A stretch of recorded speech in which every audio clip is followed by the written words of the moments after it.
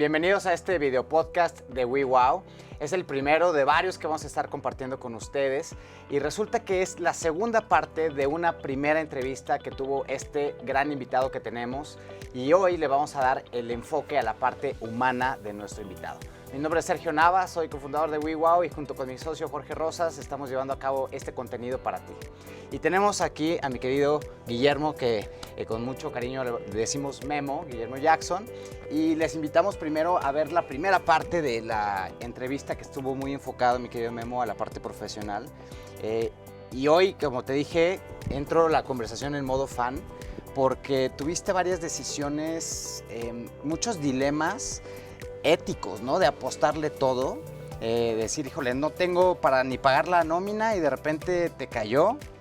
Y de repente decir, ¿lo hago por el camino correcto o tomo el incentivo de irme por el lado y las consecuencias que eso me pueda traer, ¿no? Y eso te ha llevado a diferentes escenarios, ¿no? que fueron muy interesantes lo que compartiste.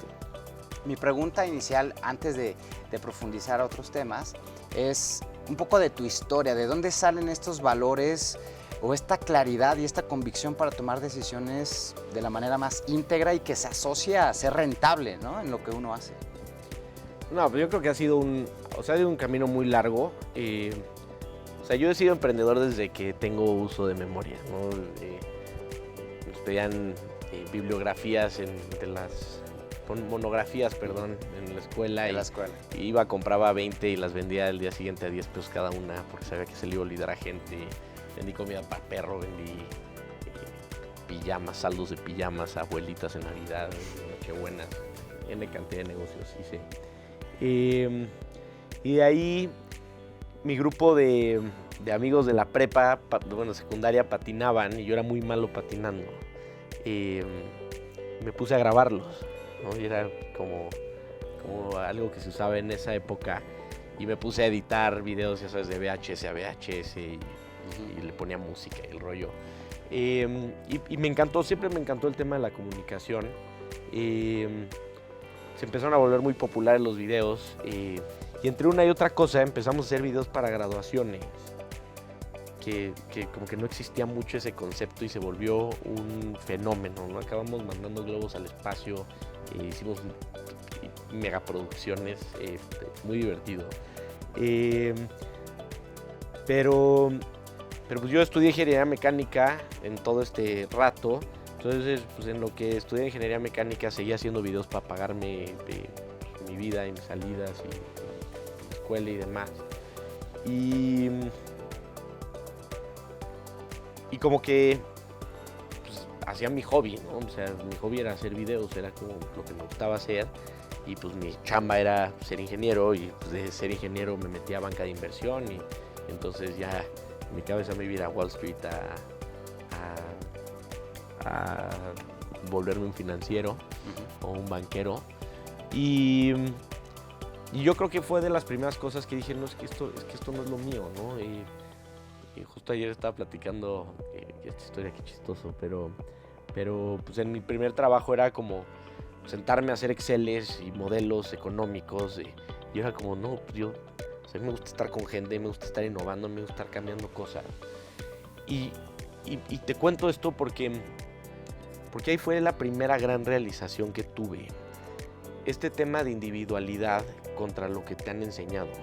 Entonces, a mí toda mi vida me habían enseñado que para ser rico tenía que ser banquero y tenía que irme a Wall Street y si me iba a estudiar mi maestría en Estados Unidos y acababa en un investment banking iba a tener 40 años y iba a tener nada.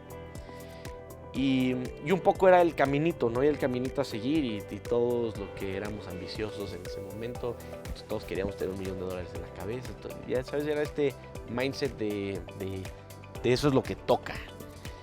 Y de repente hubo un día que dije, no, la verdad es que no quiero hacer esto, ¿no? Era miserable en mi trabajo, había subido 12 kilos,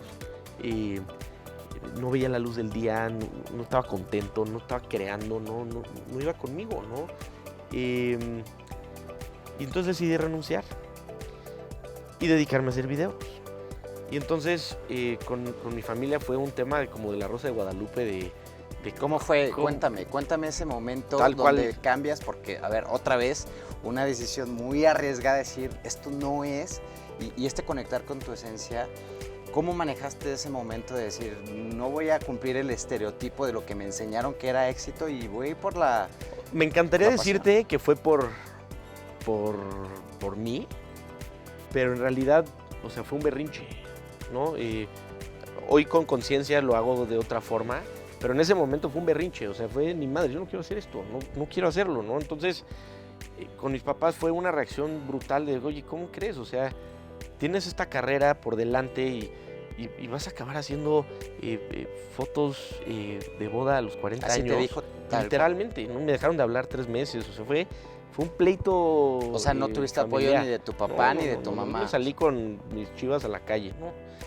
Y yo era un tema de, pero, o sea, yo al final de mi vida prefiero tener una tienda de tornillos, y tener la mejor tienda de tornillos y vender los mejores tornillos del mundo, a ser el CEO non plus ultra de algo que no es mío, que no creé yo, ¿no?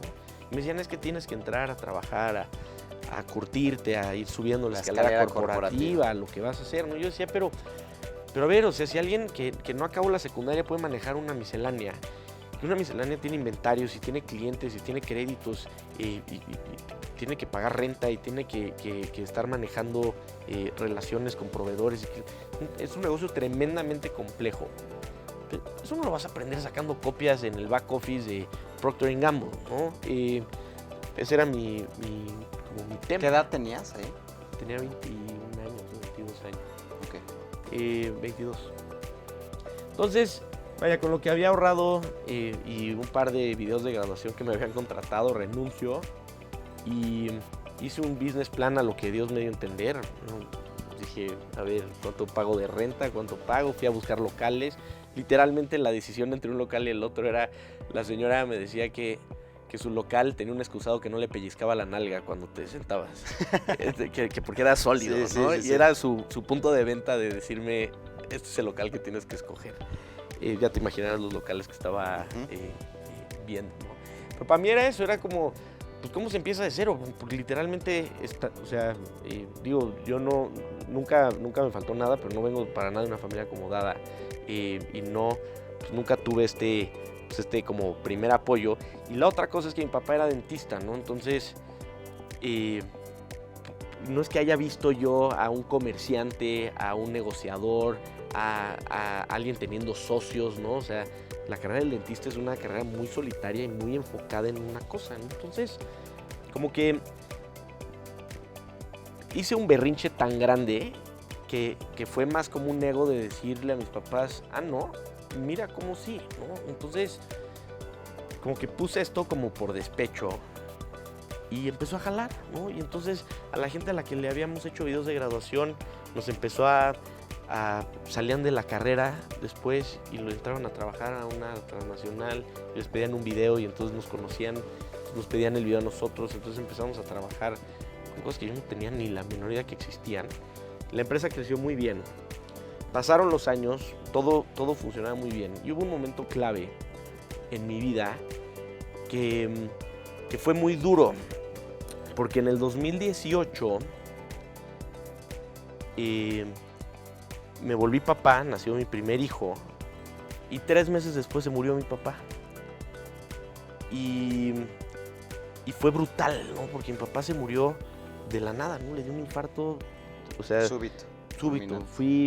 Fuimos a una expo en Las Vegas, le dejamos a mi hijo, a mis papás, y al día siguiente, cuando regresamos, fuimos a recogerlo. Hola, ¿cómo están? No sé qué.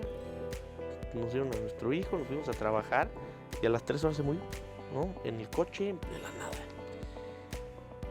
Y me pasó algo bien interesante ahí, porque yo siempre había sido de la idea de 2 cosas. Siempre había sido la idea de que yo nunca había tenido ningún problema en mi vida, y que yo no necesitaba ir al psicólogo, y yo no necesitaba ver hacia adentro. Y me di cuenta de otra cosa, que es que cuando pierdes a tu papá, ya no tienes a quién hacerle el berrinche, ¿no? Entonces de repente volteé, tenía yo 33 años, creo, 33 años. Había creado ya un monstruo de compañía, de despecho. Literalmente la había hecho por despecho, ¿no? Y de repente es como, pero ¿realmente esto es lo que querías hacer? ¿Realmente esto era lo tuyo? ¿O realmente nada más estabas demostrando que podías ser un fotógrafo exitoso y hacer orgulloso a tu papá, ¿no? Y empezar a romper estos temas, todos estos traumas de niños, y empezar a escarbar. Fue brutal, ¿no? O sea... ¿Qué hiciste? ¿Qué pasó? ¿Qué pasó en ese proceso que dices escarbar? O sea, yo ahí como que empecé a meterme mucho en mí, o sea, empecé a tratar de entender en dónde estaba yo boicoteándome, en dónde estaba yo haciéndome como pedazos. Siempre fui muy agnóstico, ¿no? O sea, como que decía, pues Dios está ahí, pero como que no tenía una fe en algo más grande. Y no tenía amor propio, no me quería yo para nada. Y nunca me había dado cuenta de eso. O sea, yo pensaba que todo el mundo era así, ya sabes, que era como... echado para adelante y... Pues sí, o sea, pero todo eso era un cascarón, ¿no? Y era un cascarón que estaba además planteado en la compañía, porque lo que me hizo popular, lo que me hizo hacer dinero, lo que me hizo que la gente me conociera, era la compañía. Pero era una compañía que había hecho por despecho, que no sabía hasta dónde llegaba yo y hasta dónde llegaba la compañía, ¿no? Y había muchas facetas mías, porque estaba yo, me habían invitado a Fuji como embajador, como fotógrafo, yo persona, pero en mi cabeza era yo empresario, no era yo fotógrafo, pero haciendo videos no era, yo no quería ganarme un Oscar, yo nada más quería demostrar que sí se podía, ¿no? Y entonces se viene una ola revolcada muy dura, hice todo lo que se te puede ocurrir, o sea, terapia transpersonal, todo tipo de meditaciones, me metí a estudiar budismo, a estudiar judaísmo, a entender qué había allá afuera y qué había dentro de mí, ¿no? ¿Y qué encontraste? ¿Cuál es tu conclusión? ¿La lectura que le das hoy? A ver, yo creo que no hay nada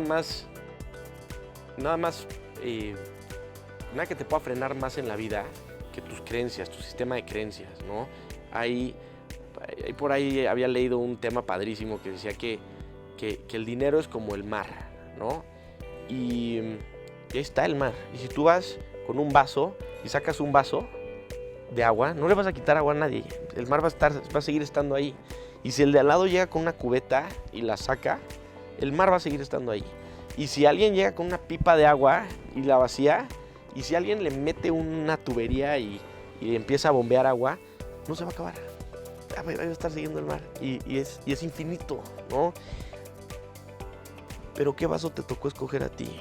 ¿Qué vaso te dieron a ti en tu vida? O sea, ¿en dónde te dijeron que a ti te tocaba sacar con pipeta?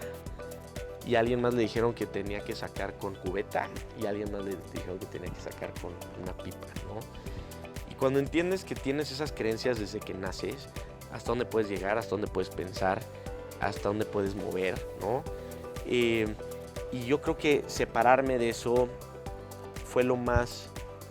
No fue, porque sigue siendo, es una chamba de todos los días, pero estar trabajando constantemente en romper estas creencias hace que puedas pensar cosas que se vuelven ilimitadas. Y cuando piensas ilimitado, atraes estas fuerzas ilimitadas de soy cero yogi, cero hippie, la verdad es que yo soy muy pragmático, pero he descubierto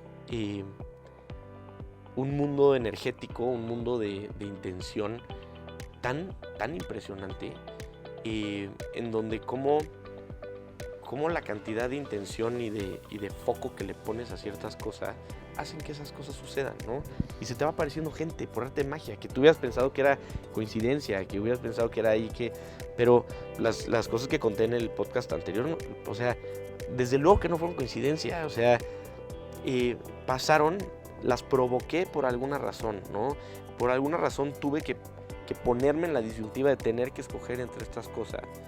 Y aunque nunca puedes saber qué estás haciendo bien y qué estás haciendo mal, ¿no? Hay una historia que no sé si has oído, que dice buena noticia, mala noticia, quién sabe, ¿no? Uh-huh. Que es la analogía esta que viene el caballo y se cae, y buena noticia, quién sabe.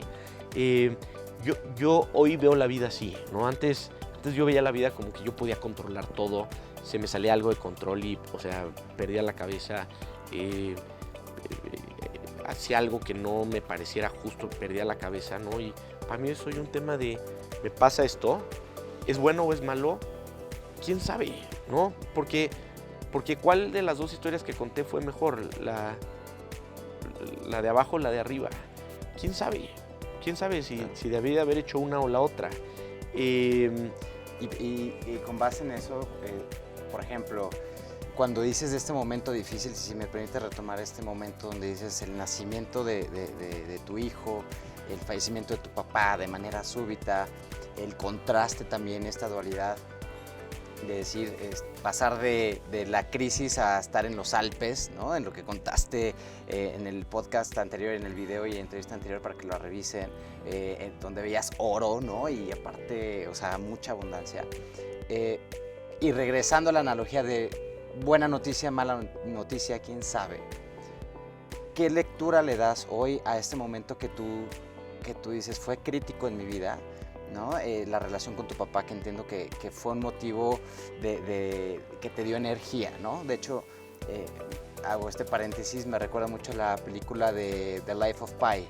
¿Recuerdas esa película que es con base en un libro, que es una analogía también? Y que habla del tigre que está en la balsa del chavo, ¿no? Pero que son enemigos y que están luchando, se quieren matar, pero al final es lo que los mantuvo vivos, ¿no? Y me recuerda mucho a tu historia. No porque tu papá sea un tigre, pero a veces es esa analogía de, a veces tuvimos que tener este fuego que nos detonaron para sacar energía, coraje, y no siempre se da de la mejor forma. ¿Qué lectura le das hoy en retrospectiva? O sea, yo en retrospectiva es justo eso, es que ni siquiera es que mi papá haya sido no el tigre o que mi papá haya sido el villano de esta historia. Yo le puse ese papel, ¿no? Y para mí hoy la etapa que estoy viviendo ahorita es una etapa que es un poco desesperante, porque cuando emprendes y todo el tiempo estás pensando en lo que sigue, en lo que sigue, en lo que sigue, en lo que sigue, y es que cuando pueda comprar la cámara tal, voy a ser un buen fotógrafo. Pero cuando pueda comprar el lente, entonces sí lo voy a poder hacer. Entonces cuando tenga las luces, entonces voy a hacer. Y de repente tienes todo eso y eres tú, ¿no? Y en las empresas es lo mismo, o sea, es que cuando tenga millones, voy a hacer las cosas muy diferentes. Y entonces voy a poder contratar a gente top que gane miles de pesos al mes. Y de repente lo tienes, los contratas.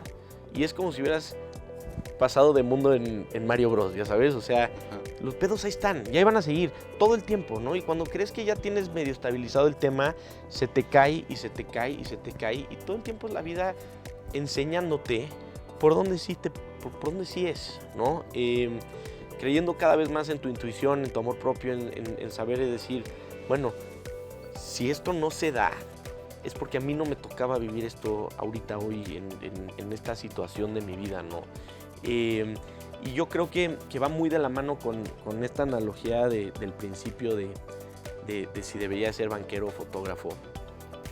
Pero es un poco esto de decir, ¿qué es lo que vale en tu vida, no? Tengo un amigo muy cercano que me dice mucho, y es que el rico es el que se puede echar una siesta cuando quiera, ¿no?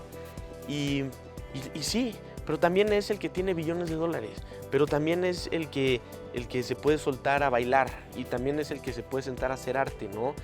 ¿A qué vienes a este mundo? Y cómo la única manera en la que puedas ser realmente tú es encontrando a qué vienes, ¿no? Y dedicándole todos los días de tu vida a eso, ¿no? Ahí me di cuenta de un superpoder que tenía, que yo nunca me había visto dones en mí, ¿no? O sea, por mi crianza y demás, no me quería y yo no sabía que tenía dones diferentes a la gente.